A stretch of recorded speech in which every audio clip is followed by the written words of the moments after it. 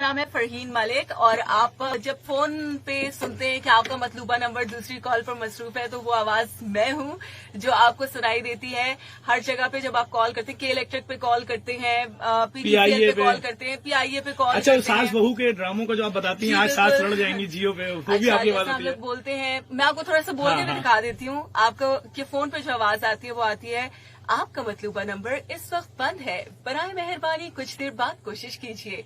Balance नहीं होता तो आती है, आपका मौजूदा बैलेंस इस कॉल के लिए नाकाफी है।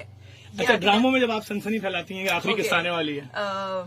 देखिए खानी पीर की रात 7 बजे सिर्फ जियो पर। नहीं, मैं आपका शुक्रिया अदा करूंगा। मेरे लिए एक बहुत, मैं खुद मैं 15 साल से मैं मोबाइल यूज कर रहा हूँ। मैंने खातून को ढूंढा था कौन है ये, तो आज मैंने देखा। आपका बहुत शुक्रिया, आपकी आवाज हम लोग सुनते रहते हैं और आप सबसे गुजारिश करूंगा इस वीडियो को भी शेयर करें। लोग देख तो लें कौन सी खातून है, हर कोई ढूंढ रहा है मोबाइल के अंदर, ये वाली आंटी है कौन। तो ये तो भाई बहुत कम छोटी